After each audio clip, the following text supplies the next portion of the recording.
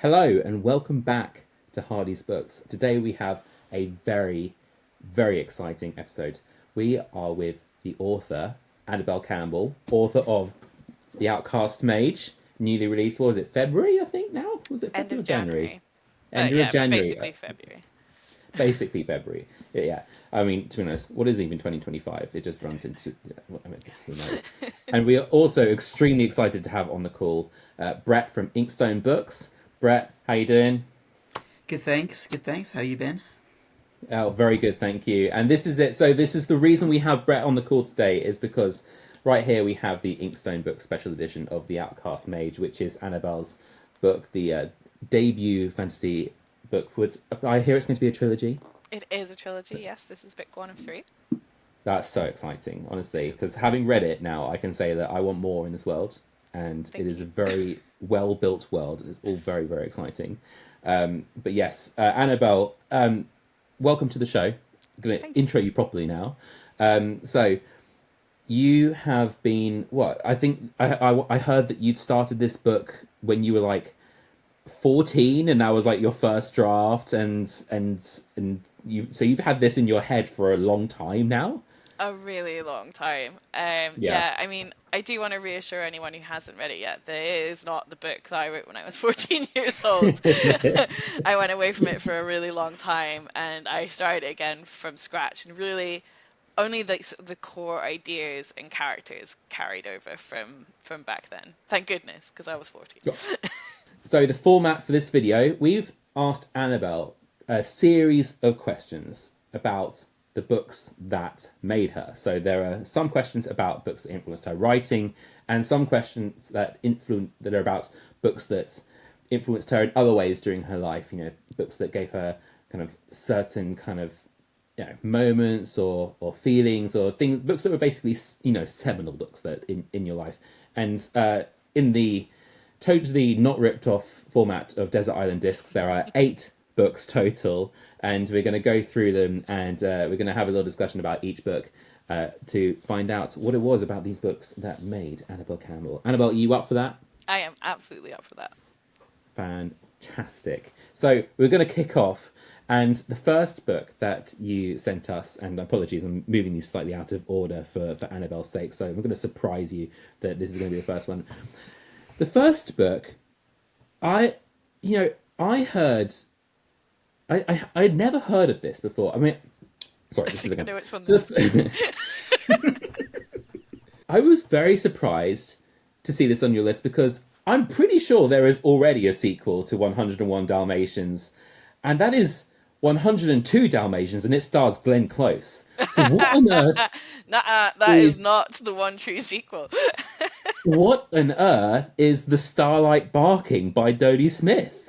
It's the actual sequel to 101 Dalmatians. So I was one of those many kids that was obsessed with 101 Dalmatians. I got it out. My mum used to take me to the library regularly, and I got it out on audiobook back when they were on cassette tapes. And I listened to it many times. You know, I had the stuffed toy Dalmatians. And my mum, knowing I was so obsessed, borrowed the Starlight Barking from a friend. I never read it herself. It's absolutely insane. It's one of the I most insane books you'll ever read. There's a reason no one honestly, has heard of it. Um, yeah, it sounds unfilmable, but I want to see him try. yeah, I mean, I think maybe they need to go back for animation for this one. But yeah, the concept of it for anyone who's not read it, which is probably most people, is the dogs all wake up and all of their owners are in a sleep and not coming to. So only the dogs in the world. Oh well, I think maybe the cats as well for some reason are awake. I can't remember. But essentially, only the dogs are awake in the world, right? And they have to find out why. And they find that they have this mysterious power called, and I swear to God, it's actually called this swooshing, where they can like gallop across the land really fast and go really far. And the whole premise of the book, and I am going to spoil it because I don't think anyone's going to run off and read this, is that Sirius the dog star is lonely and has decided that if he puts all the humans to sleep on Earth, he can just take the dogs away to be his pals, and then all the humans can forget. And Pongo basically ends up having to decide the fate of all dogs in the entire world. We know Pongo, right? Pongo from the first one, Pongo right? from the first one, and his little, I don't know if you know the little runt that like dies but comes back in the first book, and like I don't know how much of a fan you are, but she's called. The lore goes deep in these books. You know, there's Right. deep 101 Dalmatians lore. You know, Yeah, so she's now like Never knew. she's like the prime minister of the dogs because she's the prime minister's dog at this point, Cab Pig. So like there's a whole like dog government, and actually the world building's really interesting, even though the whole premise is insane. And the reason I included it is because I was obsessed with this book, even though it is arguably, I don't want to say bad, it's insane. But it was probably my first real taste of like fantasy world building, even though it was like dogs. And I didn't really know what fantasy was. I was so young when I read this. Like, I was this little tiny kid that was going around telling people that the book 101 Dalmatians was better than the film, like some tiny hipster girl. I mean, I'm sure there were many of us. But like, and then I got into the hardcore. Yeah. It reads like 101 Dalmatians insane fantasy fanfic, to be honest. Maybe that says a lot about where my future was going. Well, we'll get into that later because I know that there's some fanfic in your history as well. There's a little bit out there, yeah. I don't know. I don't think I'd be able to read this as an adult because I'd just be wondering what Pongo's politics are. Right? Like, Who is the prime minister at that time? Yeah, that's true. Exactly. Yeah. I mean, Pongo could be, pretty far down like the alt-right rabbit hole. I mean, who knows? Don't do that to me, man. I can't. Cancel Pongo. Cancel Pongo. It's one of those books. So I was just it's one of those books that it sounds like the story about the writing of the book would be as interesting as the book itself, just to see how they got from 101 Dalmatians to that. I would love to have had that conversation with her, right? Like, what happened? You know what? I haven't even looked. Maybe there's information about it online. What happened to Trudi Smith to make her write the Starlight Barking? Did she get really high? Possibly. Hard to say. You know what? It's crazy because like I when I was doing research for this video, I went to the Wikipedia page not for Starlight Barking but for 102 Dalmatians just to make sure that I wasn't tripping and that when I watched it as a kid I wasn't secretly mainlining the plot for the Starlight Barking because No. It just seemed crazy. I seemed like it's a fever dream reading this synopsis. What I mean, like. Is it a little bit tempting as an author to go in a completely different direction for your second book? I mean, obviously you're doing a trilogy, so it's kind of difficult. But like, do you ever get a little, like go like, ooh, maybe I'm gonna just really push the boat out there a little bit? My problem is that like to go like really insane, I probably have to ditch fantasy, and I love it too much. Like I really love hanging out in fantasy worlds. I mean, yeah, I've had a gut reaction to the whole like writing an epic fantasy trilogy with multiple points of view, in that I want my next project to be like a single point of view, one book standalone. But yeah, I mean, I think it's fun to do different things, and I think that that's part of what keeps you pushing yourself. But this may be a line, and I think maybe Trudi Smith crossed it. Like, This was an experiment in where is the line. yeah. But I don't. Sure. I mean, I do still have a deep amount of affection for it. My husband bought it for me. Like found a really old copy of it for like one of our anniversary gifts, and I have to say I haven't yet opened it to reread it, because I just don't know how I'm going to feel about it as an adult, and I remember it so fondly. I mean, even as I was looking up to remind myself of the details, the word swooshing, I was like, my God, I had forgotten that's what she called it.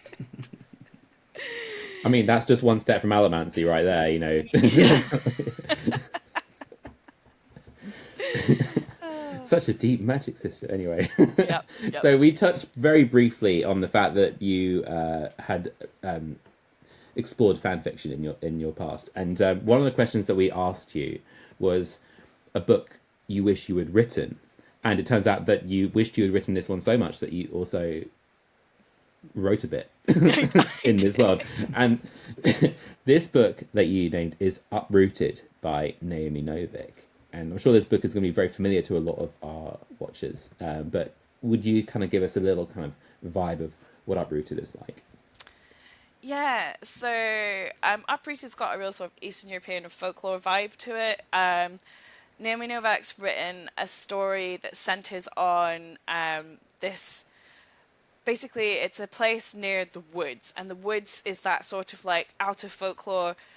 Quite commonly, the woods is this dark, mysterious, dangerous place because it was, and we fear what we don't know.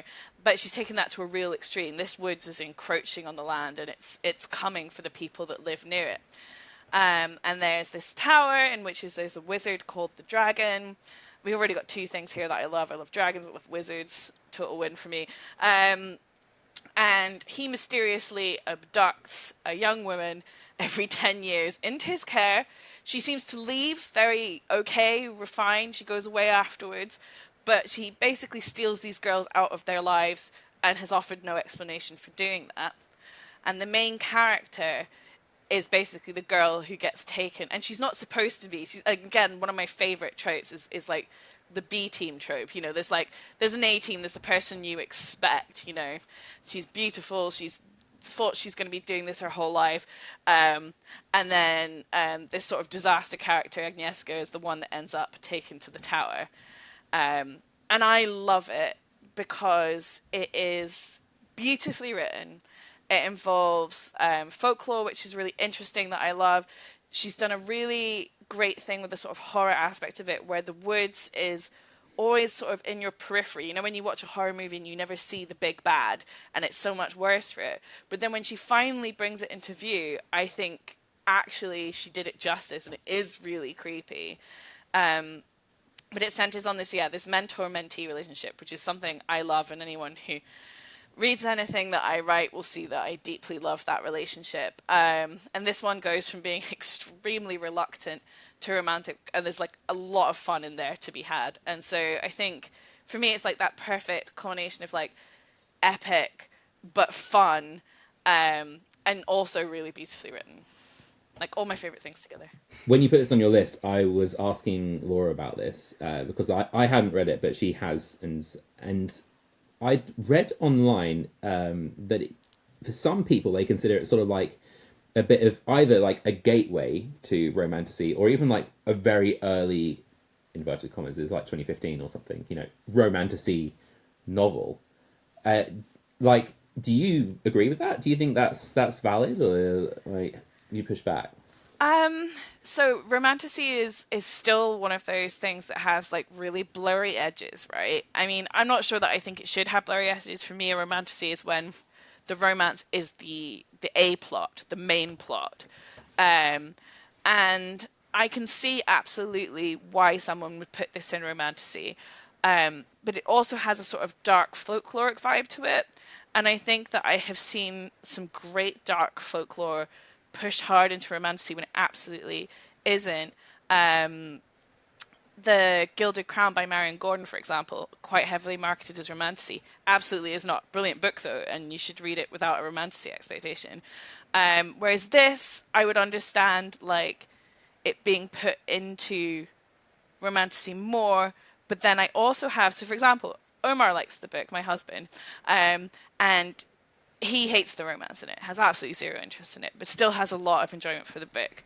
For me, I adored the romance in it, and I was waiting. So for me, maybe it is a romantasy, because I was like, there's a bit where the two characters get separated, and I was like, when are they getting back into the same place? I don't care what's happening right now. I got so excited, I almost knocked my headphones off.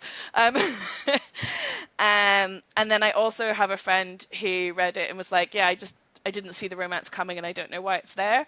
So if you've got that range of reactions to it, I guess it is kind of hard to say whether it actually is a romantasy, because some people are not there at all for the romance. I guess it's kind of when it becomes it. This question isn't really about a binary, I guess. Like it's so often people will be put off when when a genre label's been put on something. Was it important for you that the Outcast Mage was kind of marketed as a fantasy book? I mean, we don't have much in the way of romance yet, maybe, but who knows what the future holds. I mean, there's a little bit of spice near the end there, which I thought was very well handled. I mean, was it important to you that this was kind of stood as a trad fan Tradfan? I'm making it up. Tradfan. Traditional fantasy, yeah. Novel. So, this is a really great question, actually, because the Outcast Mage has been marketed actively by Orbit US as low to no romance, which is interesting to me because there are 2 romances in it, which are important to the overarching story. It absolutely is not a romantasy because the main plot is not the romance. And in fact, my main protagonist, it doesn't get involved in a romance at all in the first book anyway. And I think that's important. I think, yeah, there's no way anyone would put it in a romantasy category. And it would have bothered me if they had, because it's wrong, and that would massively give you the wrong expectation for the book.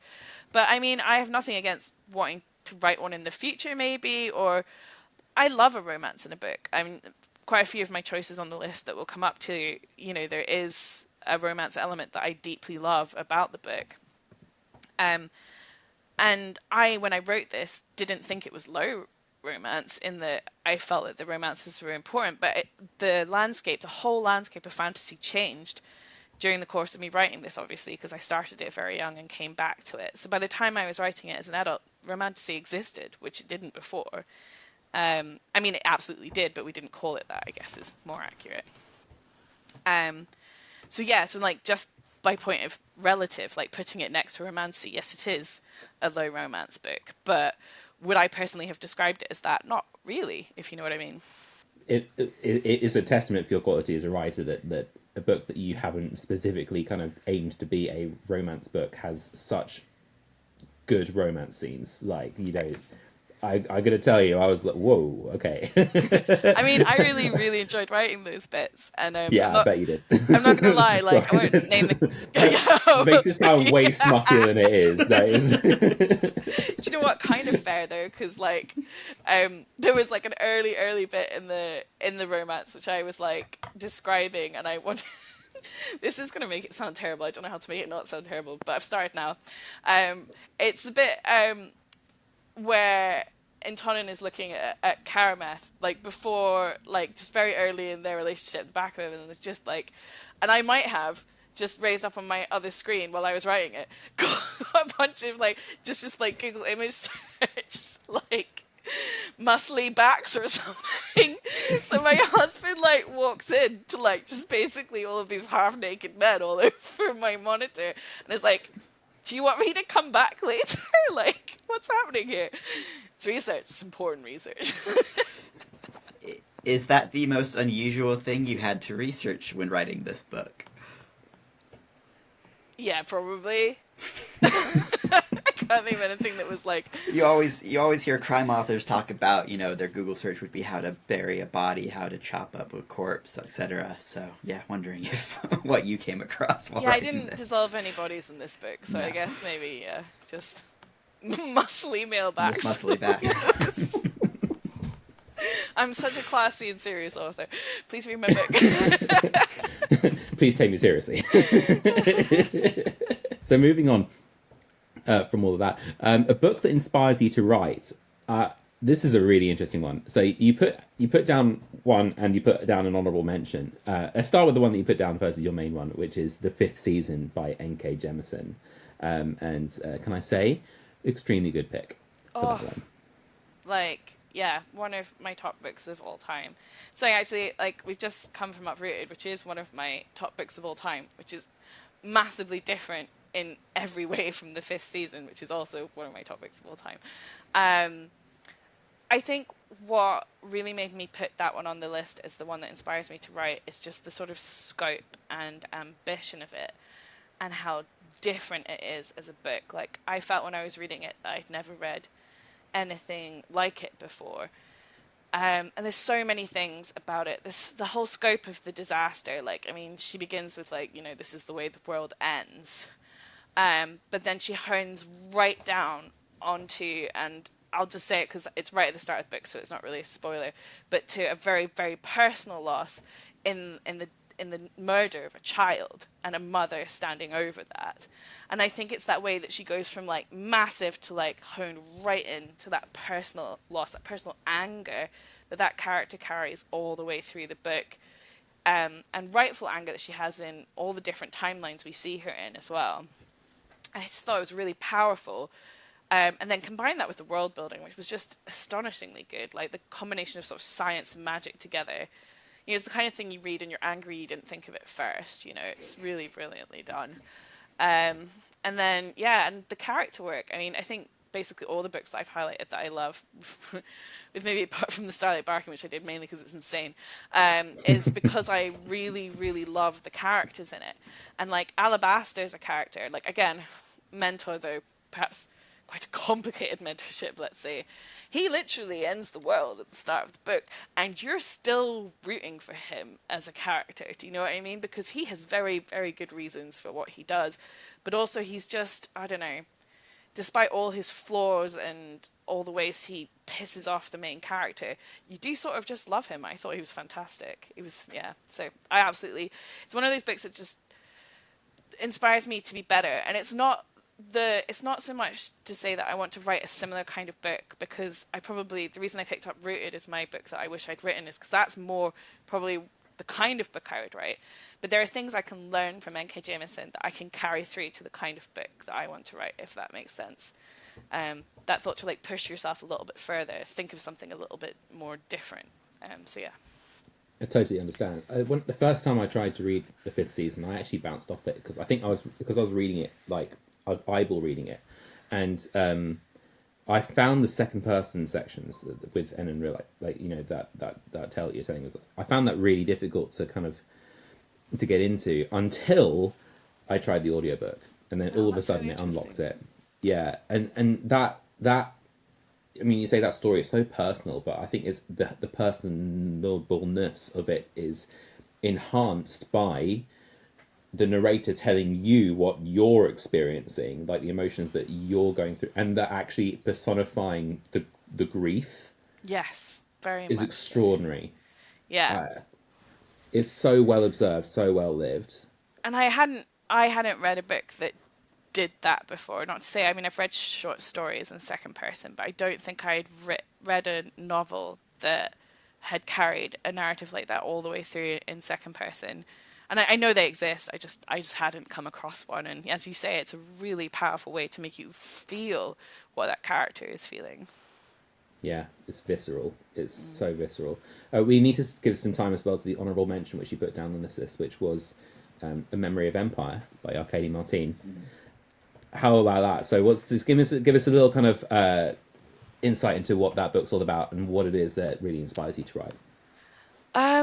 So again, this is another one that does something that I think I really hadn't seen before in terms of like, so we're talking like, it's almost fantasy court intrigue, but like intergalactic, so in space, you know, it's like court politics on this planet. And what she does that's really fascinating is the use of language, like the linguistics and what that means and what everyone's different name means, how that feeds into the politics. And yeah, again, like when I was reading that, I guess I was just sort of, I don't know, stunned by something so different and so well done that it made me want to, like, yeah, carry part of it away in my brain forever so that it will, you know, influence how I write in the future, which is why I gave it an honourable mention. I mean, the court politics and the kind of that all really does carry through into the Outcast Mage. Like, you can really see, you know, like I always think that's quite, like, doing court politics is quite an ambitious thing to do in a book because it requires a really deep understanding of how these power structures play in with each other and then like how that influences the world around them. And so I think that it shows that, you know, that really inspired you and that you you know, did a great job with it. So absolutely. Thank you. No, that's really nice to hear, because sometimes when you're in the midst of that, you're like, are people just going to find this really boring? I don't know. You like, it's a real balance to like bring in like enough of like, as you say, the sort of deep dive into the politics without slowing down the narrative so much that people are like, yawn, I do not care about who this politician is and why they're angry with that one.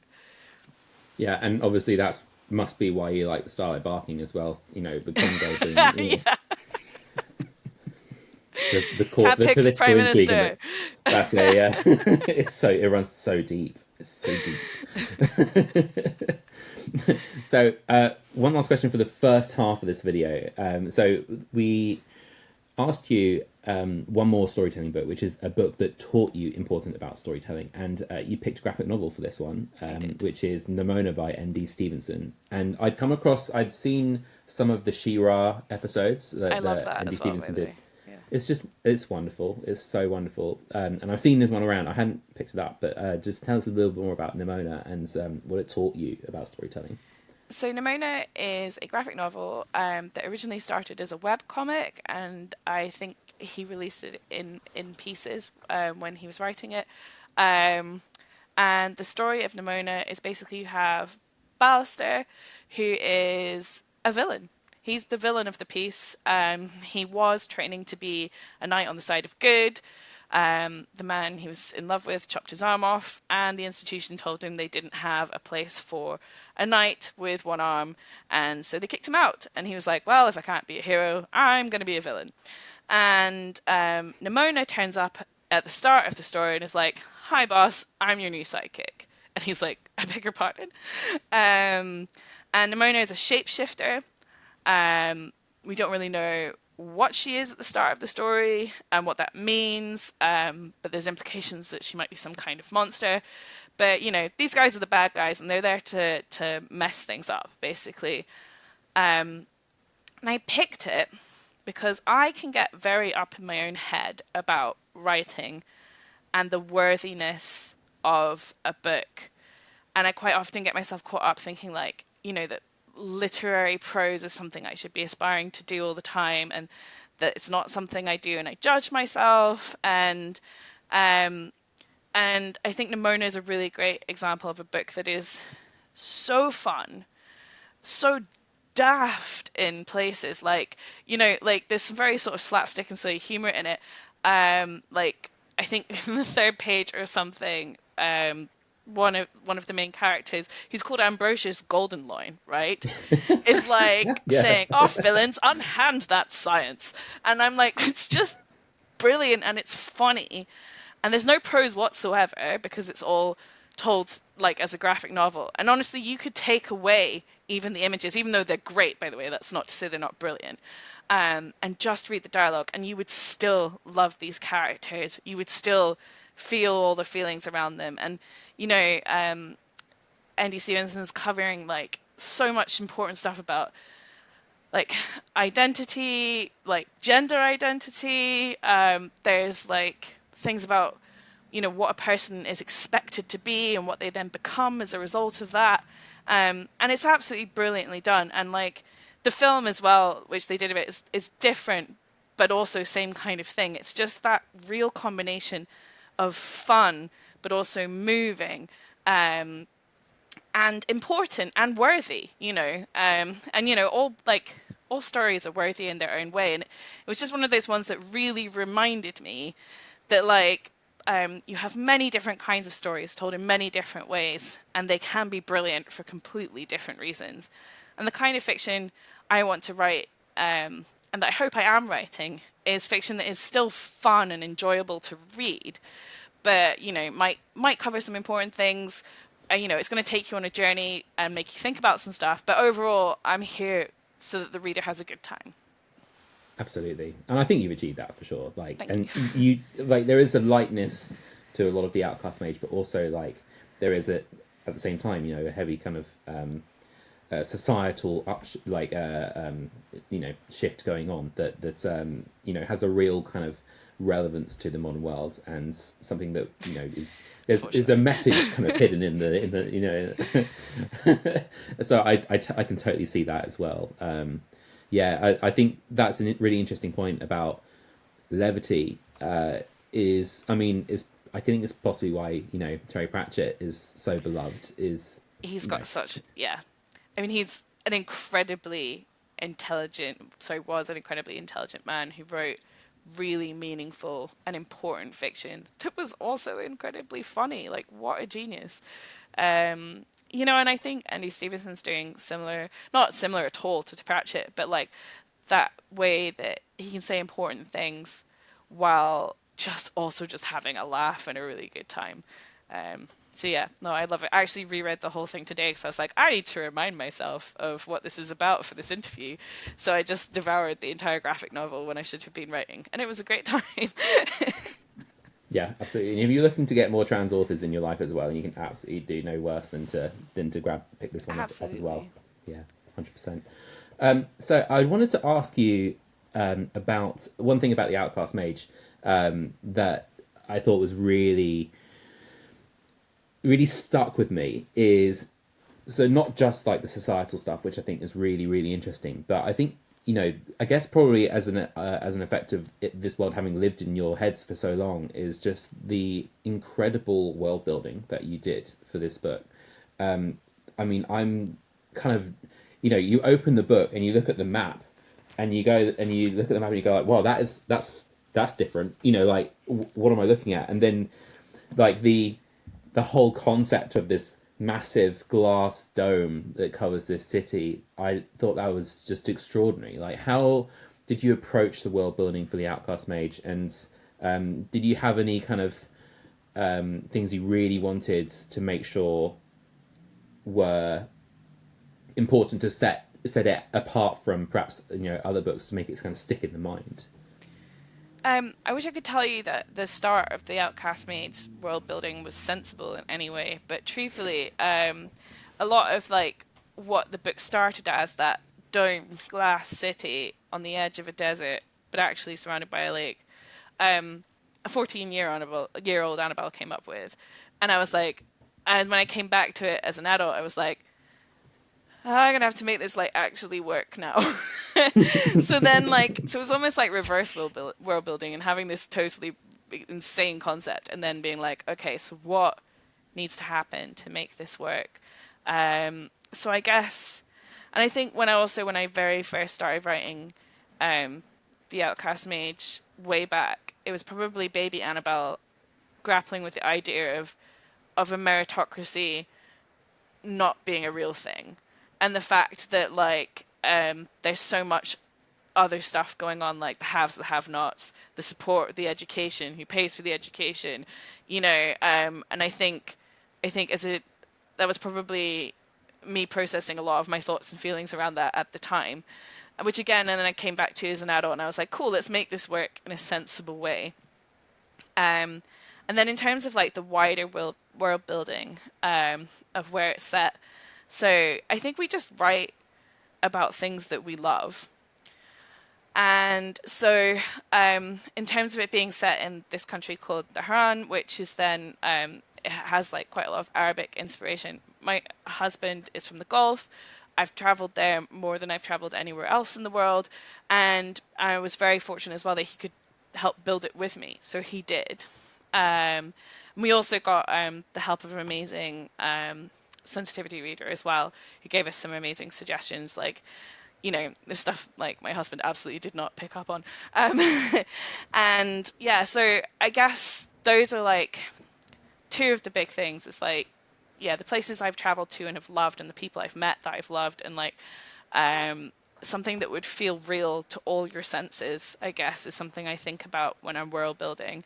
And then in terms of Amoria itself, that was definitely like 14-year-old Annabelle being like, whoa, let's build it in a purple city made of glass, why not? And originally that was actually inspired, I don't know where the purple came from, don't ask me, I have no idea. But the first, I went to the round reading room at the British Museum, which I know is a complicated place, but I'd been there on a school trip or something, and the round reading room itself is this beautiful, beautiful room, and they've put it underneath now a glass dome, and you've got these outside faces of buildings encased under glass, and I think it was that initially made me go, ooh, what a fun idea, maybe I could make a city like that. I mean, if you can't do it in fantasy, when can you do it, honestly? Exactly, right? Fantasy is the opportunity to write things that absolutely could not be, that is like, make no sense, but are cool, Exactly. Fantasy of rule of cool, and all of that. So I think 14-year-old Annabelle was like rule of cool, and then 36-year-old Annabelle, which is I think how old I was when I came back to it, was like, okay, but like let's try and make it real. Yeah. Brett, what was I was just interested to bring you in here, because this is obviously you know, when it comes to deciding which books you want to bring into the subscription for Inkstone Books, I mean, you read a lot of books. And as I understand it, this one came across your desk in the form of a Word document. Am I right in saying that? I think I got the Word document from the editor in February last year, so a very long time ago now. I'm not entirely sure at what point of the final edits it was at, but yeah, I read it as we were driving around America on a trip, sort of early last year, and I fell in love with it. It immediately reminded me of the Trudi Canavan books, which I grew up reading and I really enjoyed, and so when I saw that you got her to do the cover quote, I was like, "Yep, that's a really good fit." Absolutely, but yeah, I think I'm sure it's one of those dream cover quotes, isn't it? But yeah, I mean, I loved a lot of the things that you've sort of already brought up, the world building and the characters and the way that the magic worked. Wizards are always my favorite characters in any book that I read, and so an entire book about wizards doing all sorts of crazy things and getting up to all sorts of nonsense really spoke to me in a lot of ways. Excellent. I was going to say there's a lot of wizards in this book, but actually there aren't a lot of wizards, there are a lot of mages. There's True. There's only a few. Mages, wizards, yes. Yeah. But that was very interesting. I was kind of thinking like a society where you have those two tiers, where you have, you know, where the mages, those who can do magic, obviously have an innate kind of superiority complex where they feel like they deserve to, not necessarily everyone, in fact we know not everyone, but where because of this kind of quirk of how society is set up, there is a natural apartheid, I guess, of, you know, that this kind of desire to subjugate those who cannot, you know, who are seen as kind of lesser, and that's such an interesting fertile ground to start exploring conflicts, and we kind of touched on that already with the political kind of element. But I mean, I can see, Brett, what attracted you to this book absolutely just from just reading the synopsis. You would, you know, 100%. I mean, must have been something in that synopsis to really hook you to then go and ask for the, you know, for it that early on. That's whatever they put in the acquisition announcement on the bookseller, I think, got me immediately intrigued. Amazing. So Annabel, then later on, after you'd kind of were getting this book, you know, perhaps closer to publication, and you discovered that Inkstone Books were interested in doing a special edition. I mean, what was that like? What was that moment like? I mean, absolutely incredible. Because, like, I don't know, to have your book published at all is incredible and exciting and something I had wanted for such a long time. And then, yeah, I am a person who collects beautiful editions of books. I mean, Brett knows that I can't help dropping money whenever I see a beautiful edition of a book. And I was a long time Illumicrate subscriber. And it's, to have a special edition of your book is like, it's like a dream you don't let yourself have, because you know you can't do anything about it, and you know that, like, it's really competitive. So yeah, obviously you are having the dream and you are hoping for it, but you're constantly telling yourself, being like, don't expect it, it's not going to happen, it's not going to happen. So then when we did get it, that was amazing. And then, like, Brett sent me, like, the spread design. I mean, you asked me what I would think of, like, for going on it, and you were already there with what I would have thought would work for it, which was so great. And it looks incredible. And then the foil design under the cover is one of my favorite things about it too. It just looks really awesome. Yeah. There you go. For those who haven't seen it before. Wow. So nice. I was so happy they were able to get the details of all the symbols on that foil. That was something I was slightly worried about, because sometimes the detail gets a bit fuzzy. But yeah, I was so pleased with how that came out. No, it's stunning. So yeah, no, I am deeply in love with that version of the book. We're finding all about the insider knowledge about all of the things that can go wrong in the course of getting a special edition printed, aren't we, Brett? This is a lot more than you would think. Yeah. So it's always nice when something comes out even better than you expected. 100%. So Annabelle, we have 4 more books to get through, and we're we're not exactly cracking through these, are we? We're Having too taking much our fun, time, which is clearly. it's a great time. This is great, absolutely. I hope people are still as having as much fun as we are. I think they are. Anyway, so we're going to move on to some books that are kind of perhaps even a bit more personal to you. And the first one of this section that you gave us is a book that gives you the feels. And for your option for this one was Painted Devils by Margaret Owen. And I mean, reading the synopsis for this one, it made me immediately want to pick it up.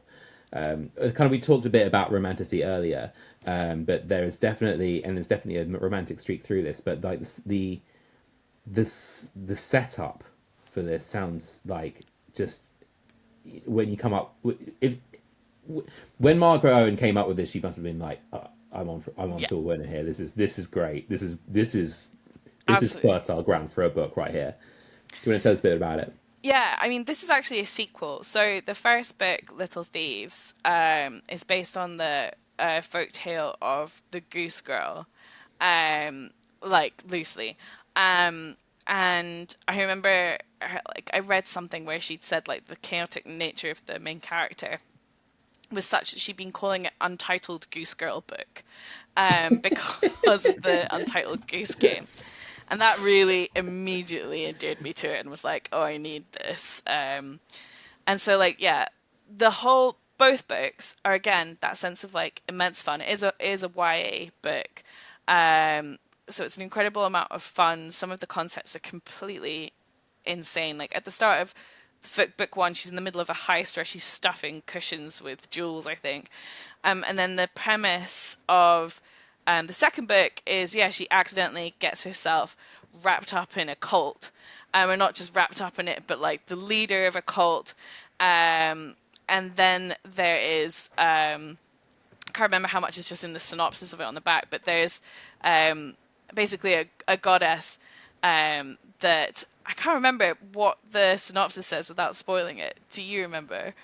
I mean, I don't know at what point this comes through the book, or whether it's safe to say. I was going to say that there's an element of like, if anyone's read Terry Pratchett's Small Gods, we've evoked his name earlier, like how a god is kind of only really as powerful as the number of people who worship it, and that Yeah. you can kind of manifest certain kind of, but I don't know, just through I don't know, bit of a up, you can manifest a god.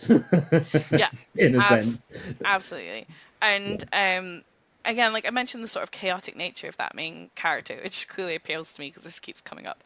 And there's a chaotic nature to the romance as well because of the kind of like opposite natures of the two characters, but also they are deeply sympathetic to each other. It's very healthy in a lot of the ways it approaches and discusses things, which is lovely.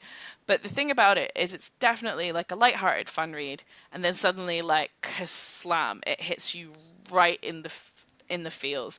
And that's why it's on this list. I think I was reading it after a crappy day or something, and I was expecting to be like ha ha ha, and then I immediately found myself like weeping over it, and I was like, how rude, Margaret Owen, that you've made me feel all these feelings. But I think in this one, it's because of the incredible vulnerability of the main character, and it really digs down into like the connections with her family, and what's made her the way she is. And again, like I think, like I've said, like the characters are always the thing that matters. I mean, I think to most people it probably is what matters the most in a book, but like real characters that leap out of the page, that you can see their histories and everything that like, made them their messed up little selves is what I love. And yeah, it's so well done in this book and I couldn't recommend it enough. But it will make you feel things. Yeah. Okay. Well, straight on the TBR for I'm sure a lot of people watching this video, me included. I'm so captivated by that setup. So fun. I mean, so much fun. Would you say you have to read the first book first? I would say you'll get more out of the second book if you read the first book first. And the thing is, Yeah. because they're such fun reads, you'll race through it. I would just read them both in basically one sitting. You'll have a great time. Fantastic. Well, that's a recommendation right there. One book that it keeps getting recommended to us as booksellers as well. Laura and I run a bookshop, and we have often been trying to kind of get recommendations for the best books to recommend to people. So being dealers and recommendations, you know, like anyway, Yeah. one of the ones that keeps coming up, and I'm so pleased to see it on your list as well, which you put down for a book that will pick you up when you're feeling down, is A Marvelous Light by Freya Marske. Masker? Mask? I'm going Mask, I think, yeah. Mask, yeah. And every time I've heard this book described, I'm hearing comparisons to Jonathan Strange. I'm hearing comparison. Well, a weird comparison that I kind of pick up on this is almost like a bit of like a Victorian Rivers of London. Have you read Ben Aronovich's Rivers of London? I haven't actually. There's sort of like the fish out of water kind of finding themselves in a magical institution somewhere in London or thereabouts, you know, and then suddenly having to kind of discover this world that they were not supposed to be in. So all of that set up just to say, I mean, what an exciting book. When you tell us a little bit about it. Yeah, so it's Edwardian magicians in London. And I would say this is very firmly is a romantasy. It's a queer romantasy. And you've got two main characters. You've got Robin Blythe, who is that fish out of water. He is someone who doesn't have magic, who suddenly finds himself through a very unfortunate curse getting wrapped up in the world of these magicians, and he has to liaise with this very proper magician called Edwin, who doesn't think a lot of him, doesn't understand why this man with no knowledge of magic is suddenly the person that he has to speak to. And so obviously they're coming up against each other, you know, not politely. But then that sort of all develops as they are forced to work together. Is that sort of forced proximity trope. And one of the reasons I love this book so much is I think one of the things that frustrates me when we talk about romantasy is sometimes people will just carelessly say something like, oh, you know, because it's a romantasy and it focuses on the romance, you know, the plot will be less complicated or the world building won't matter as much. And I would say that absolutely isn't necessarily true at all. It just means that the romance is the main focus, and I think the world building in this book is fantastic. I really believe in this Edwardian London full of, you know, secret magicians. I believe in the characters so much, and in fact, I think in romance you have to write really good characters because otherwise, why is anyone gonna care? And again, yeah, like so many of the books that I've put on this list, it's really, really fun. It's exciting. It starts like, you know, for a romantasy, I mean, it starts with a murder. And it's this like quite horrible murder on this beautiful sunny day in London. And the way like she juxtaposes those two things together is really good. And it'll sweep you up. Like, again, I think it's one I read in basically a day and will quite happily just sit and just devour in a day. Because I love the interactions between Robin and Edwin so much. And I think the relationship really facilitates a lot of self-discovery in both of them. And that's what's like self-discovery and healing in both of these characters, which is so lovely. And it's why it gives me those feel-good vibes. So yeah, it's fun. It's beautifully written. It's well thought out. And yeah, it's clever and romantic and there's a lot of like, you know, spice in there too, which is a lot of fun, but also is a great way that she actually uses it to like reveal so much about the characters as well, right? So she does it really well. I'm not saying it's not fun, it is fun, but she also uses it to move things along too. I'm assuming that as a special edition collector that you must have those Illumicrate ones with like the I absolutely do, yes. They're very beautiful. What would you call that kind of material that makes the dust jacket? It's really interesting. Yeah, it's like clear. I don't know. It's plastic, but I don't know what it is. But it's clear. If And then only we it's had a got the special figures edition maker on this call to ask. Like, no, this is really annoying because I've been talking about a book that has that finish, and I can't remember for the life of me what it's called right now.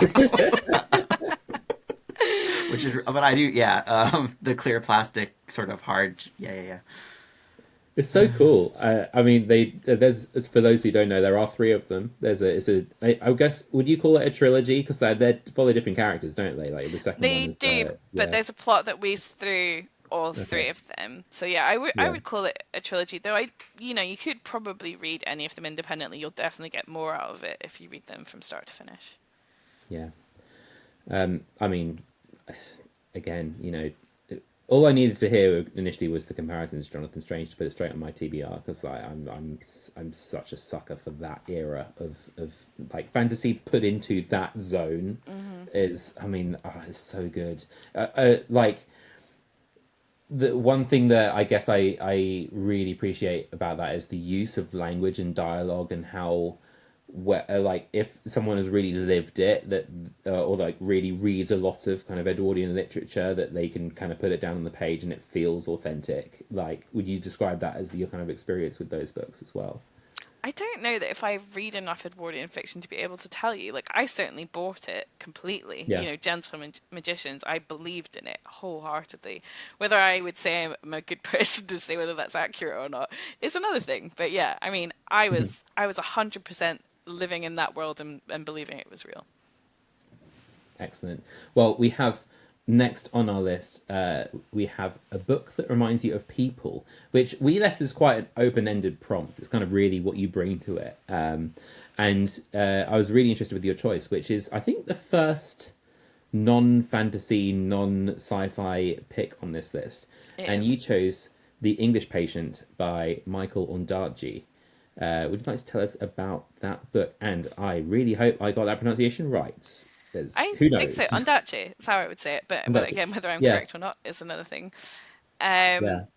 Um, yeah, I mean, it is the only non-fantasy book on the list, I think, or certainly only non-SFF book. Um, and it is a book that me and some friends in secondary school were completely obsessed with, particularly me and another friend. And we we loved the movie, we loved the book, we read it obsessively. Like, I knew quotes from it by heart. I still I looked up some of the quotes today and like I hadn't thought about it in such a long time, but I already knew them. Like I could almost mouth along to them, if you know what I mean. Um, and the main character, Omashi in the English Patient, he writes in a copy of Herodotus, like he writes in the margins, he presses things in it and keeps keepsakes. We were doing that with the English Patient. We were like teenagers who had made this book our personality. Do you know what I mean? When you're at that age where you're like, this is my whole personality right now.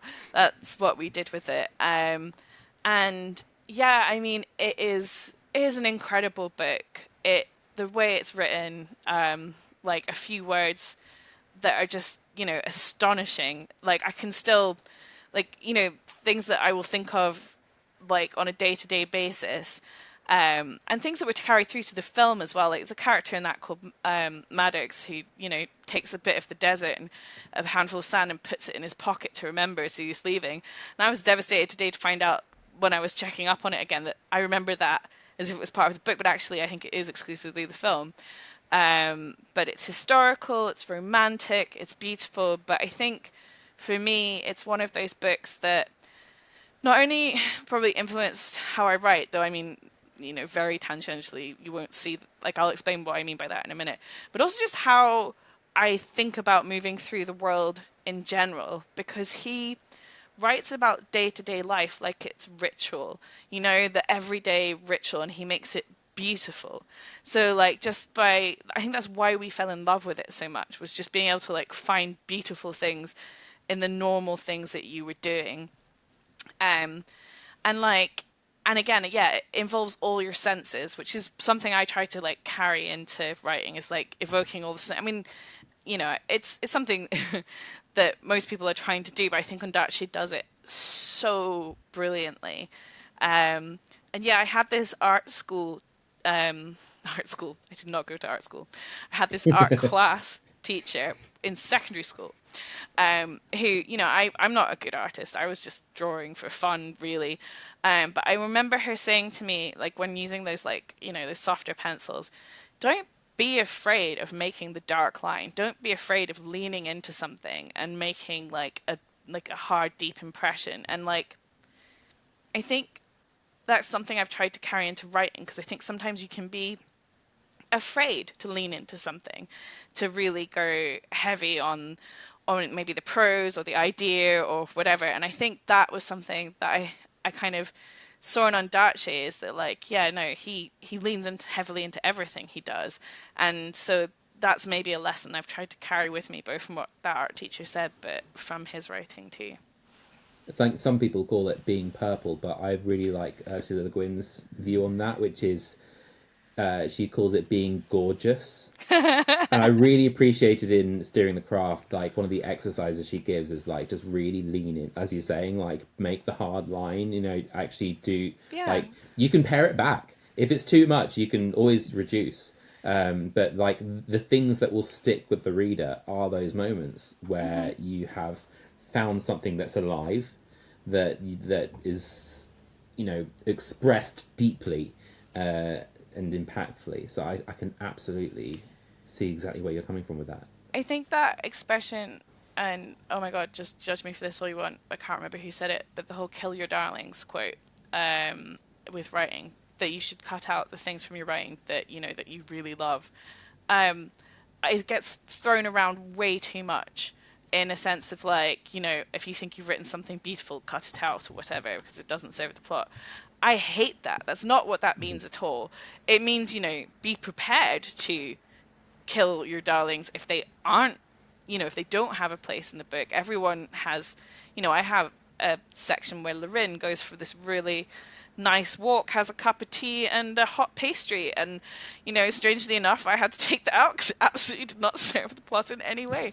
But it was nice. You know, I thought it was great character development at the time, but then I was like, you know, yeah, maybe it does slow the pace down a little bit. That's what that means. Don't kill your darlings, in the sense of don't be afraid to write something and lean into it. And yes, people call that purple sometimes. I think, you know, there's times when you can overuse something. I mean, you don't want that your whole picture to be that, you know, massive black. But yeah, no, absolutely. I do think it's important to try something new and lean into it. Yeah, and give it a try. See what sticks. 100%. We have one more book I can't remember to what get it is. to. Yeah, I know. Well, there was certainly kind of a Eastern European kind of Slavic folklore vibe that you were giving us with some of your picks here, and you had one more for us. Oh, yeah. Yeah, there you go. You know, remember now. Yeah. So the last book that you picked was, and I think this is a really good prompt to finish with as well, is a book you wish you had read sooner. And for that one, you chose The Bear and the Nightingale by Catherine Arden. Now, what was it about this book that made you feel when you read it, oh, I've been missing out on this my whole life and I should have just got to this sooner? I mean, it comes as well from the fact that several of my very good friends, whose opinions I really respect, had told me to read it for quite some time and I had ignored them. So that's part of it. But the other part of it, yeah, sometimes you just come across books that are so brilliant in their execution that you know that you're going to carry around elements of them forever. And I think I've said that about quite a few of the books on this list. But I was just really in awe of the way she'd written this really grounded, really real historical setting, but was also really otherworldly, that really leaned into the mythology. And again, like I said about A Marvelous Light, I believed in this world wholeheartedly. I believed that she'd done the research into what it was like to live in like an old Russia at that time, and what it was like to live in the winter there. And I think that was one of the things. And the other things, again, it's the characters too. This amazing way that she can write these really grounded characters, really focusing on their like family relationships, on things you can super relate to, while also weaving through this really fantastical fairy tale plot. Because like fairy tales, I think, are wonderful, but they can feel very detached. You're looking at a main character maybe you don't particularly relate to, or I don't know, you feel like 3 paces away from what's happening in the story, whereas you're not in this. You're absolutely drawn in the whole way. And the 2 main characters, I would say, well, it's hard to say that they're exactly the main characters, but Vasilisa is like, what we're seeing is a very human character becomes slightly more otherworldly as she goes on her journey through the whole trilogy. And then we have Morozko, who is like, and I have no idea if I'm saying that right, by the way, but he's like, you know, this god of frost. He's like a really otherworldly creature, and I think one of the few times where I've read, you know, something where you get up and close and personal with a sort of god type character, where I really believed in his otherworldliness, his inhuman nature. But what she does is really play with that and brings him, you know, slightly more towards human as things go on as well, so that they're kind of moving in opposite directions. And that push and pull between those two sides of their characters, I thought was just delicious and fascinating. So yeah, that's why I enjoyed it so much. Yeah, there's some really interesting kind of family conflict in there as well, like and I like what you're saying there about the about, you know, this I forgot what you said his name was, but the equivalent of frost, you know, yeah, exactly, yeah, like that's the really juicy tension that comes from like the feeling of dread of I'm not able to, like I'm dishonoring or not able to fix the situation that's causing me to not be able to honor the spirits that are around me. Like you see it in Ghibli a lot as well. Like, you know, that's that sense of like, oh, the, you know, the land around me is being sinned against in a way. You know, that I always find that's just a really captivating core of a book. Yeah. Ghibli does that otherworldliness really good. Really good. Well done, Emma. Really well as well. I'm a writer and stuff, whatever. But yeah, that sense of like something being of the earth and of its nature. So it's not a human nature. It's a different kind of nature. And you see Frost being forced to go against his own nature and the damage that does to him. And I think that's really well done. Yeah, totally. Absolutely agree. Well, thank you so much, Annabelle, for sharing the 8 books that made you. Of course, this being a Desert Island Discs ripoff, please don't sue. There were 2 further questions that we asked, and one of them was, of course, in this. I mean, we can choose. We don't have to be on a desert island. We can be, you know, we can be out in the Russian woods, or we could be back in Edwardian England, stranded because our time machine broke down, and it's a that good job better. that we brought. Yeah, let's go with that. Maybe not great for women, actually. I don't know. Maybe I'll take the desert island after all. Well, it's a good job that on your desert island you have something to sit down on, because for your luxury item you chose luxury armchair.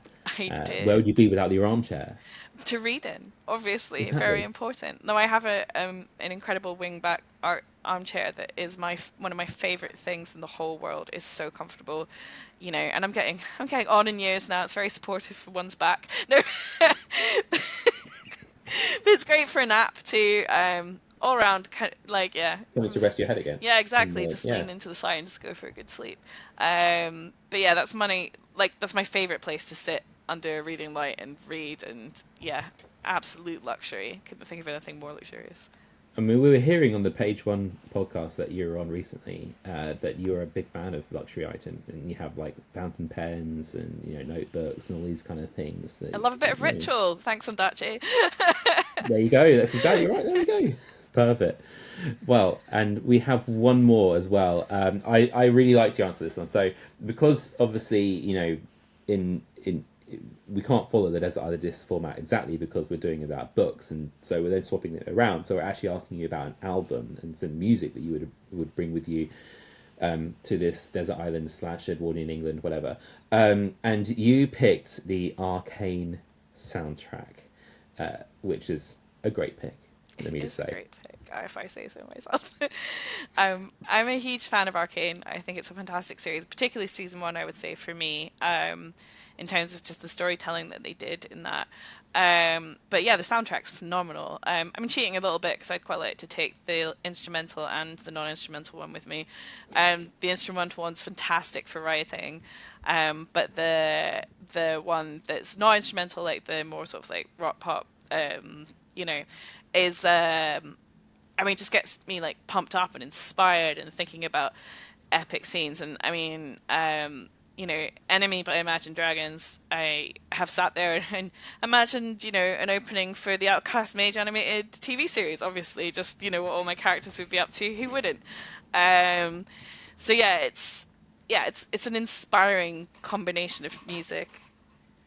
When we cut that, because I just knocked a Coke bottle down. That's right, yeah. Say it's an inspiring combination of music, and just it helps me not only come up with ideas but also to write as well. I was listening to it earlier, and I really think that you'll enjoy. I don't know if you've listened to this one or not. The Pillars of Eternity soundtrack by Justin Bell. Like that really, I mean, I'm hearing similar vibes, and I think that's really good for like getting you in the writing space. Like, Yes, no, I'm absolutely here for that. No, Pillars of Eternity has a fantastic soundtrack. Totally agree. So good. Yeah, well, there you go. Some recommendations as well for people who are watching at home. Go and stick on, open up your music player of choice and stick on the Arcane soundtrack, and let Imagine Dragons really pump you up. Annabel, thank you so much for coming on the show. We're so over the moon to have had you on here. Absolute pleasure. The Outcast Mage is Annabel's debut book. It is out where all good books are sold, which I think is, I mean, like, every bookshop, right? There's I can't think of a bookshop. I haven't checked everyone. Whenever people say that, I think like really, like every book, wherever books are sold, like even like back of the van, man with like. I'm sure it's not everywhere where books are sold. Anyway, thank you so much. It is a great book. Really do recommend it to people watching. And we're just so grateful for your time. Brett, do you have anything to leave us with? I don't. I would just, I guess, touching back on the music, I can also recommend the Divinity Original Sin and Original Sin 2 soundtracks for writing. They're both very good as well. Fantastic. Such good taste. That's cool. Such good taste. So great. Brilliant. Well, thank you so much. And we'll see you in the next video. And goodbye, everyone.